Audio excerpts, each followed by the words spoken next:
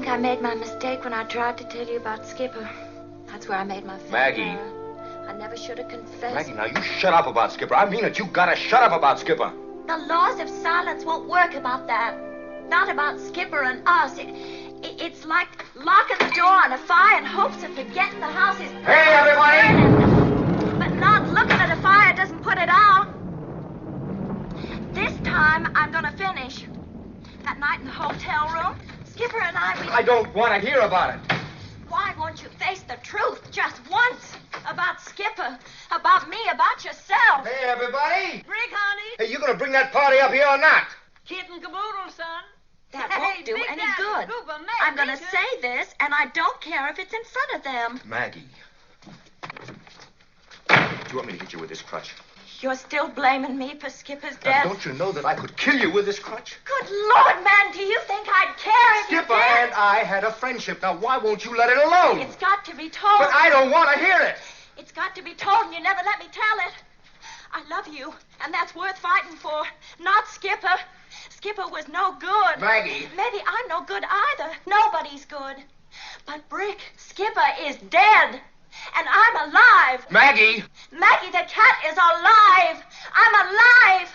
Why are you afraid of the truth? Truth?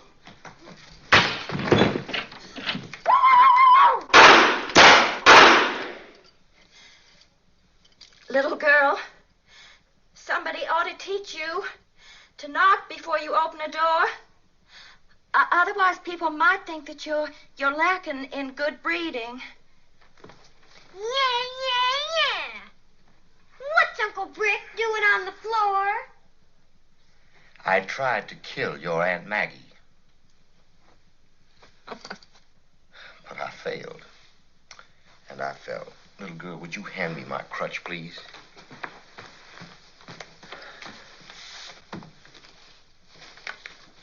What were you jumping high hurdles for? Because I used to jump them, and people like to do what they used to do after they've stopped being able to do it. That's right. And that's your answer. Now go away, little girl. Stop that, you little no-neck monster! You're just jealous because you can't have babies.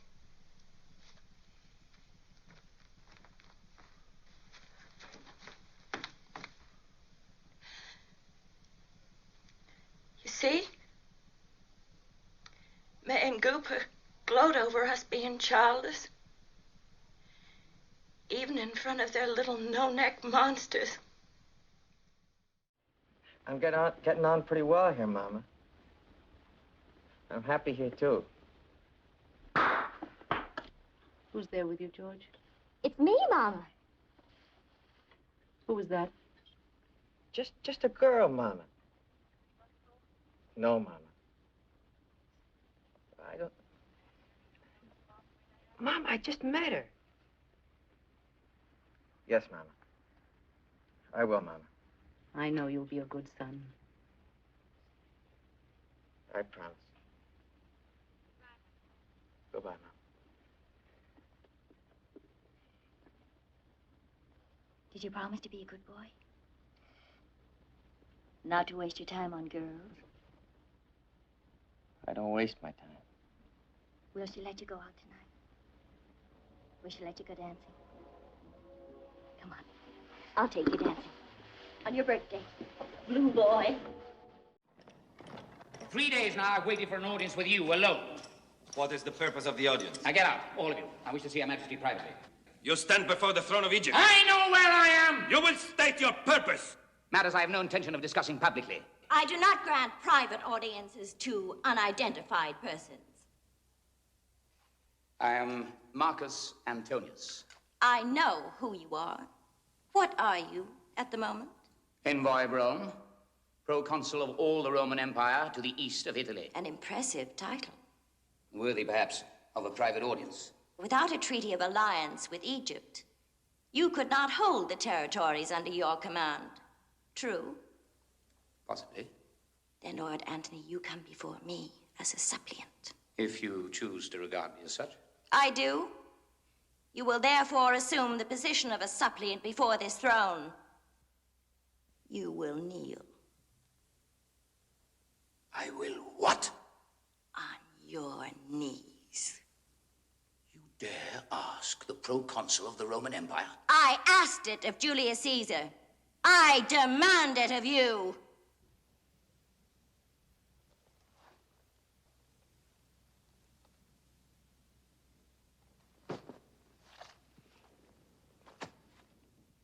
Now, you may have the treaty you asked for on the following conditions. By your authority as proconsul of Rome, you will cede to Egypt immediately the following territories: Judea, Jordan, Armenia, Phoenicia, the provinces of Sinai and Arabia, the islands of Cyprus and Crete. You ask for 1/3 of the Roman Empire. Put it another way. I give to you 2/3. Most generous. I cannot accept. I suggest you deliberate further. Perhaps consult with your superior in Rome. My superior? Octavian. Caesar Octavian.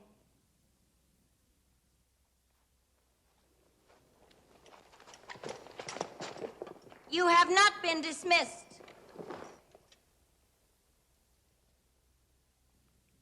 You are now dismissed.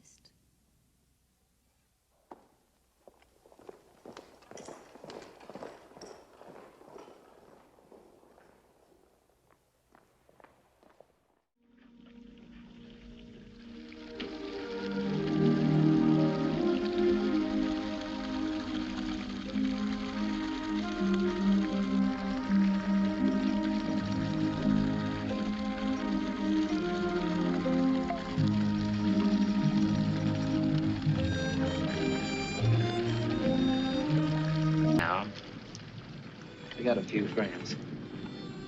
Madame likes me. And old Bick now, even old Bick, he likes me. A little bit.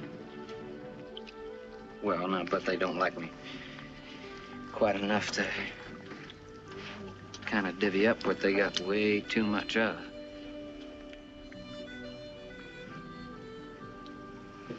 You are an odd one, aren't you, Jeff? But I like you.